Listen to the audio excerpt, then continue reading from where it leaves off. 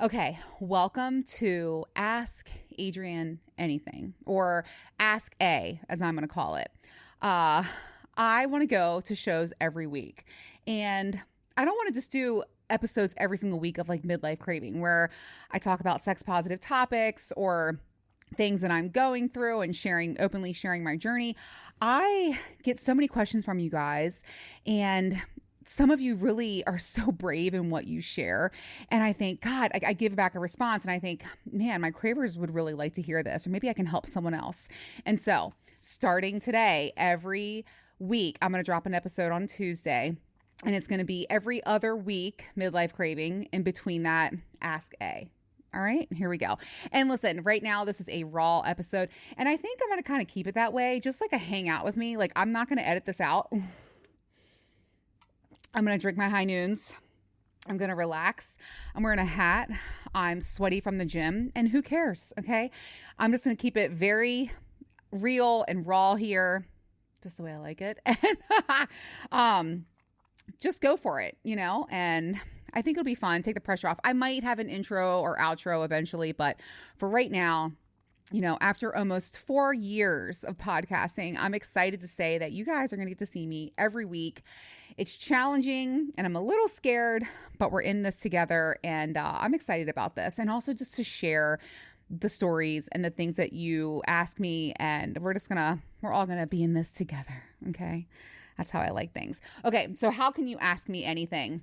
You can ask me anything on my website, midlifecraving.com. I created like this little Ask A section.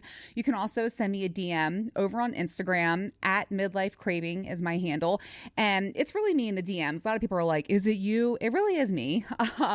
Or you can, if you're watching on YouTube, you can comment below and I'll answer it on the next show. Okay. I got a lot of questions this week, so let's get right to it. And I'm going to answer every single one. No matter, some of the questions I was like, oh my God, but here we go. We're going to do this together. Okay. First one. What do you think makes a woman good in bed? I think this goes for men and women. It's showing enthusiasm. I will say a lot of my male friends will share stories and tell me, oh my God, Adrienne, like, she laid there like a starfish. She didn't make a lot of noise. There was zero eye contact. I wasn't even sure if she was having fun. And so I think showing enthusiasm just goes a long way. And that's for men too. Act like you want to be there. That's like, and you can tell, you know what I mean? So I think enthusiasm, excitement, willingness to explore, things like that is what to me makes a standout lover. Okay. Adrienne, I really didn't think a midlife crisis would happen to me, but here I am, mid-40s, and I'm feeling lost. Where do I start? It's so relatable. And I think a lot of us during this phase of life feel this way. It's very normal to feel this way. I think that you get so busy and tied up in your 20s and 30s with, go to college, get a degree, earn, work on your career, get married, have babies, live happily ever after. And Disney lied. Okay. Like, that's not the way that it works. And that's okay. Like, it's okay if things have changed for you or if your path has pivoted. Like, and it happens to most of us, by the way. I think it's a very real thing too, to realize life is short. All of a sudden, half of your life is over and you're like, wait a minute, where'd that go? And like, your kids get older, but I don't feel older. So that's fucking weird too. I think where to start is acceptance is like the first part, right?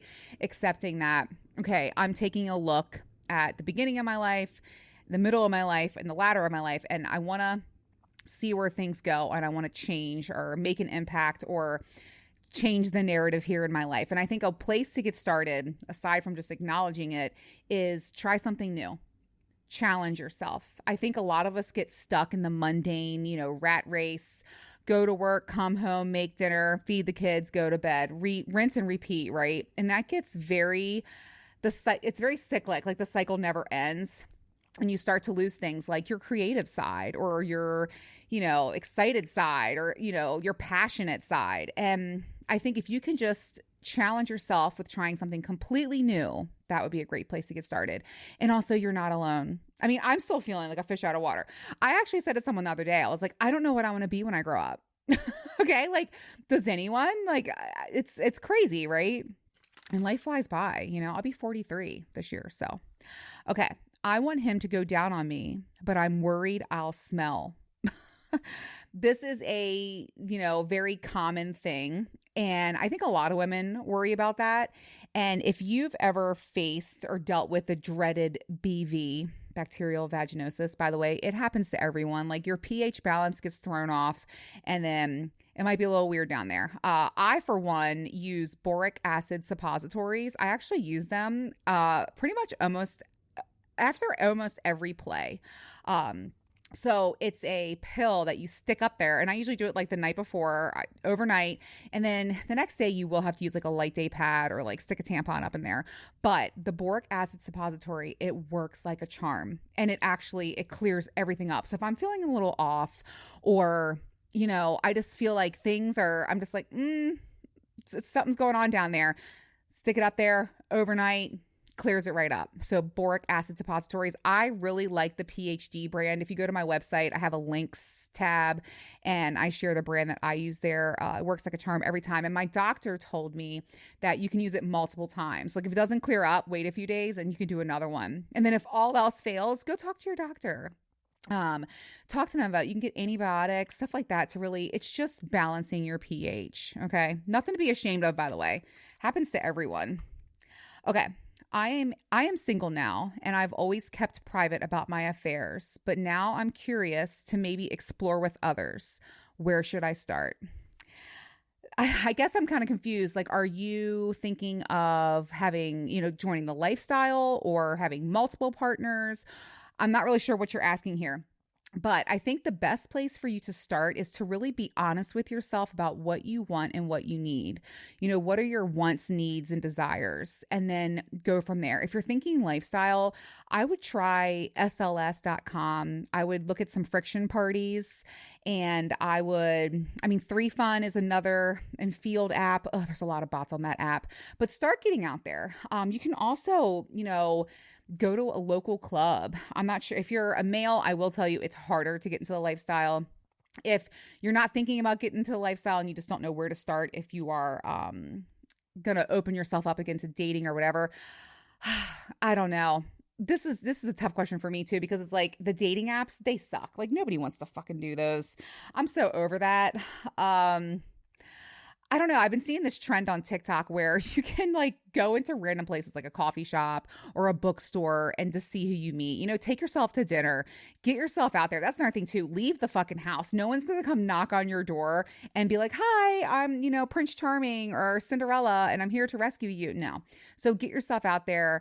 Try something new, get out of your comfort zone and go meet some people. And then you might meet somebody new through them. That's my advice. And I feel like I need to look in the mirror when I say that because I need to do that too. I just realized I haven't even looked in the mirror. So I'm sweaty. I probably have like salt. It is what it is. Okay. The next question. How do you maintain multiple DOMs in a relationship? Are you open to more DOMs? What is your favorite toy? And how old are you? This is multi questions.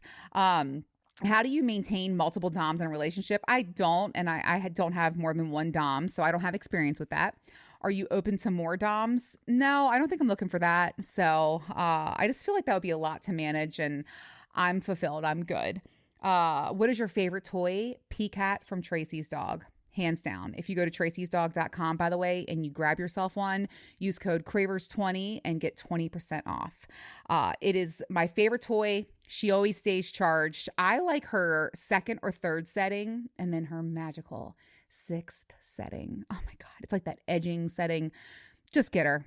Must have. So that's my favorite toy. And then how old am I? I will be 43 in August. Like I said, like these kids are getting older, but I don't feel like I'm about to be 43. Like when did that happen?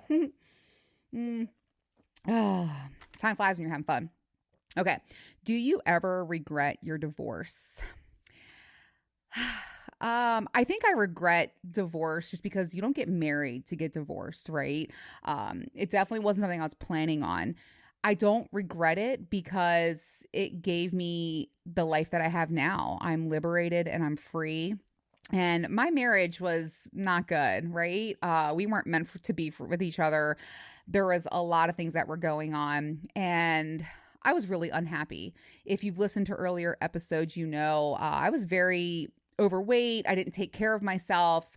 I was really fucking miserable. And getting divorced was one of the best things that ever happened to me. So no regrets. But I will say that, like, you know, it's not something, I mean, nobody ever gets married to get divorced. So, but in the end, it was worth it. And by the way, divorce is hard and it's fucked up and it's a journey. So if you're endeavoring on with one, like, prepare yourself. It's not easy, but I do feel like the alternative is worse, right? Like staying that miserable, staying in a place where I knew I didn't belong anymore. Excuse me. I knew it makes me burp, by the way. Y'all are gonna have to deal with that. But yeah, excuse me. God, I don't regret it. I don't think anybody that's gone through that and it ended up being the best thing for both parties. I don't think anybody has regrets with that as well. Oh my goodness. Okay. Next question. If I could clear the demons, what exactly goes on during a threesome? It's so funny that I got this question because that is one of the things that I had asked Kat and Ams when I went on their show. My God, 3 years ago almost. And I had not even heard of the lifestyle. I had no clue what that world was. And I remember I said to Kat, I was like, so when you have a unicorn and you're having like this, like, what do you do? Like, what does she do? Like, there's got to be like some downtime, no? And I think what's key, well, okay, so what goes on is everybody pretty much moves in unison. Someone's cheering someone on, like, not in that way, but, you know, they're making out with each other, or, you know, there's always something going on. No one's ever like sitting out in the corner unless they're into that. But yeah, it's like a symphony. I don't know how to explain it. You should try it. But I will say I did ask Kat that because I was like, well, what do you do? And, you know, I think the connection that you have with a couple is key. Like, I would never play with a couple that I didn't have that strong connection with, that I didn't feel safe and comfortable with. I think that's huge. And also, you would be surprised at like the conversation that takes place. I know with one of my favorite couples, her husband likes videoing us. And so there's that conversation going on and he's recording and telling us how hot we look and stuff like that. All parties are participating. I've definitely noticed that. And it's, you know, it's a very fluid thing and feels very natural. So that's what goes down, okay? For me anyway. I'm in my 40s and my libido is so low. How do I get it back? Girl, get a toy.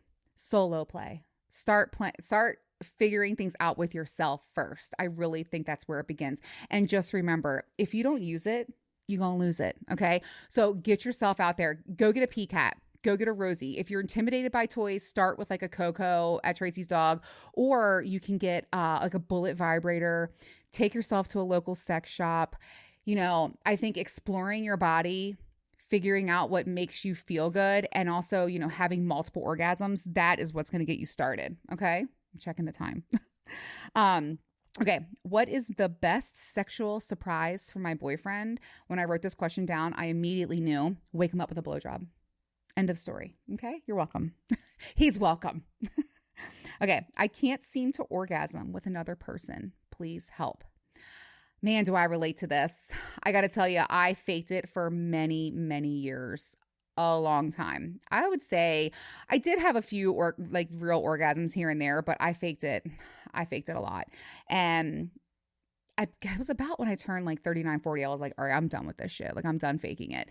And I just want to say, it takes your mind and your body, like your mind and your body have to match. Like, I can't stress that enough. So I'll tell you, some things I did to really get things going is I would envision like some of the hottest scenes I've ever seen before, or think about a time. And that might sound fucked up and like that I'm not in the moment, but there's certain things that just get me off. You know what I mean? And I also have felt the pressure where I'm like, oh my God, he's thinking, what's taking so long? Why hasn't she come yet? And so that pressure starts. So relieve yourself of that pressure and start like putting yourself in the zone with yourself. Like, get your mind and body to match and take matters into your own hands. You know, like, there's nothing wrong with that. Most of my partners I'm doing that with, or using a toy. There's absolutely nothing wrong with that. So you're not alone.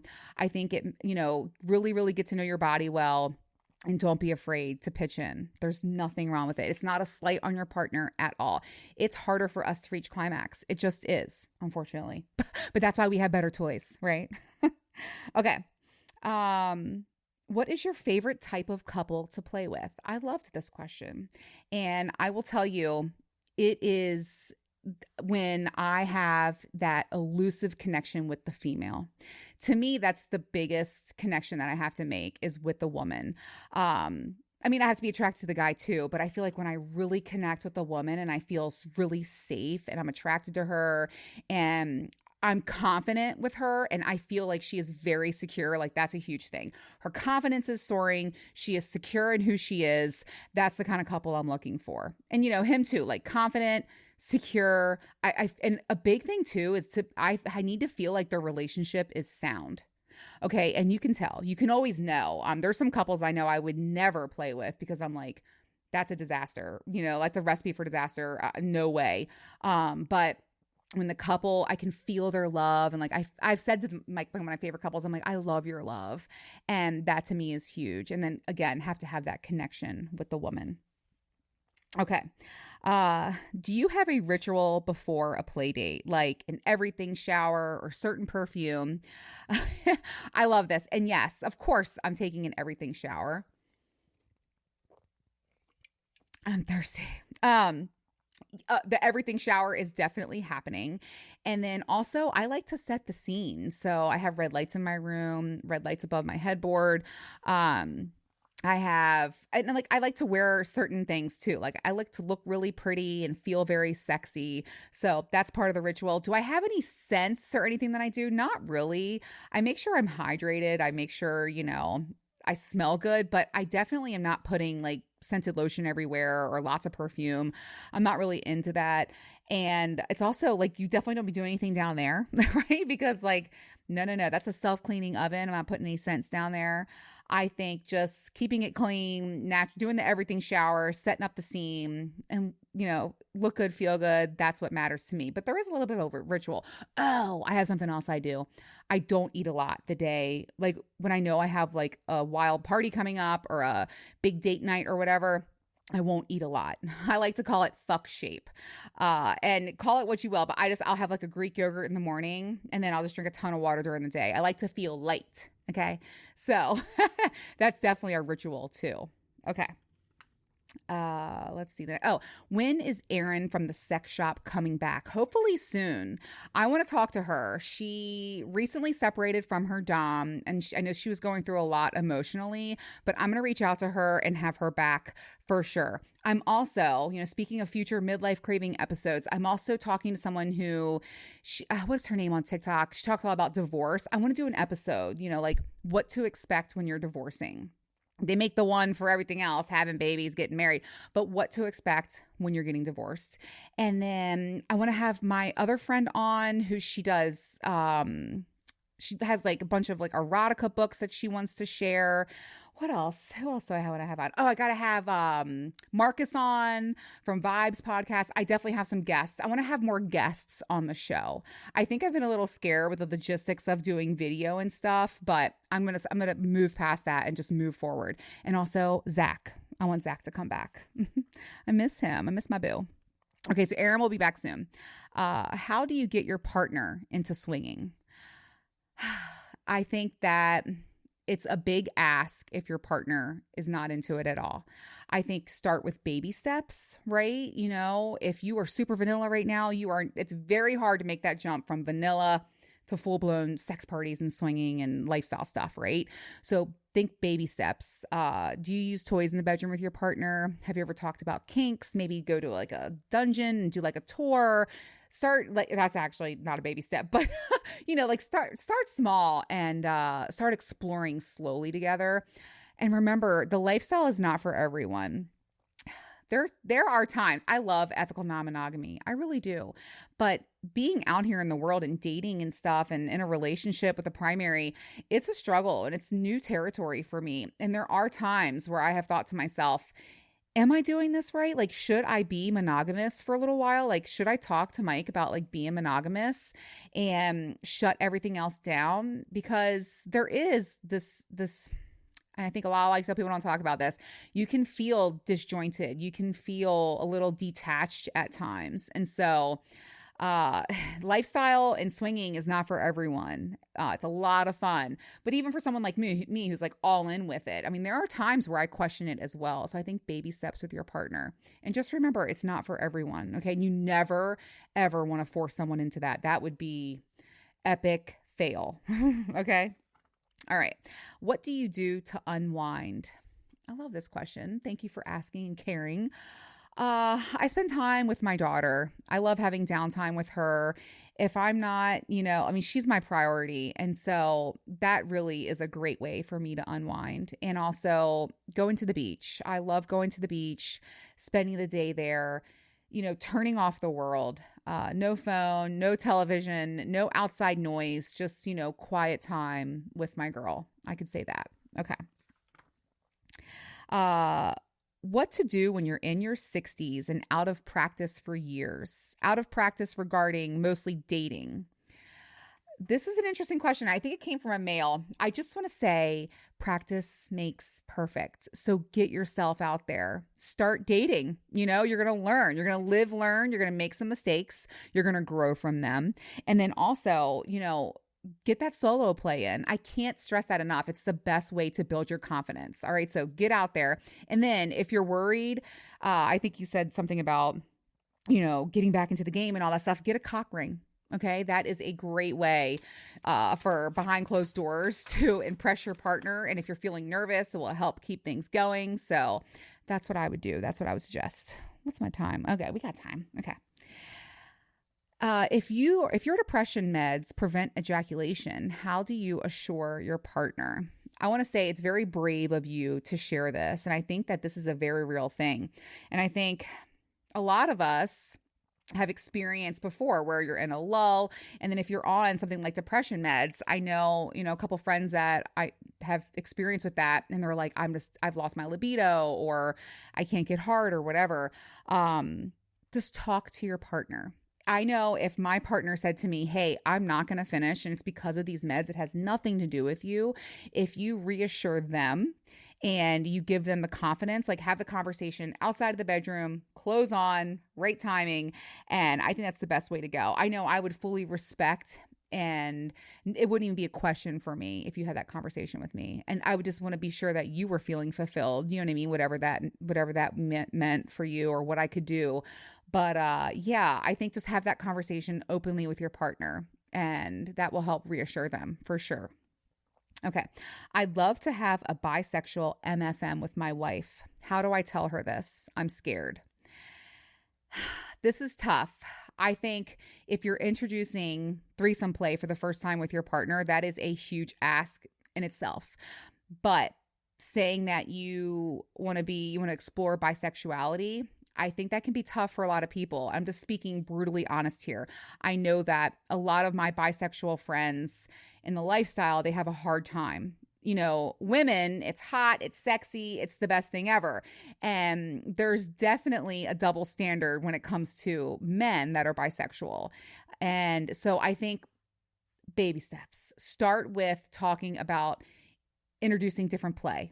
Having a FMF maybe, or just having an MFM with you not being involved with him, and then gradually evolve to that. And then if her mind is open to it, you can go there.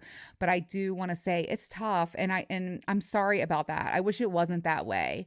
I actually have a friend who I want to have on the show because he's a bisexual male in the lifestyle, and I'm like, it's hard because the treatment is different. It just is. And so I wish you the best. I would say baby steps, and build that trust and earn that trust from her before you share that, because unfortunately, it's the way it is. It just is. So, okay.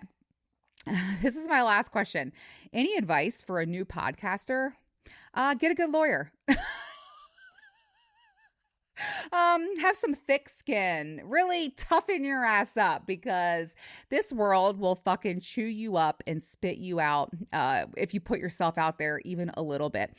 And listen, I'm talking about if you're starting a knitting podcast, if you're going to talk about cooking, or I don't know, you could be talking about religion. I don't know, but you are going to catch hate. That's kind of how you made it, but it's not easy. And you want to make sure you protect yourself. You want to make sure that you are prepared if it explodes or if you get a big audience and how it will impact your life, because it's hard. It's hard being out here, but I wish you the very best. If you have any other questions, head over to my Instagram and let me know. Send me a DM at Midlife Craving and I'll answer them. Okay, I got to run because guess what? Time is ticking. I'm keeping these episodes to under 30 minutes no matter what, but I will answer all of your questions. So go over to my website, midlifecraving.com. Fill out the form. I will get them collect them over the next 2 weeks, and then I'll share them on the episode. You can also send me a DM on Instagram, like I said, or if you're watching on Instagram, this sweaty boss hack face, you can just comment below and I'll collect questions there too. This is fun. I think this is going to be good. It helps break things up, and I really feel like I'm engaging with you guys. So cheers to that. And I will see you next Tuesday.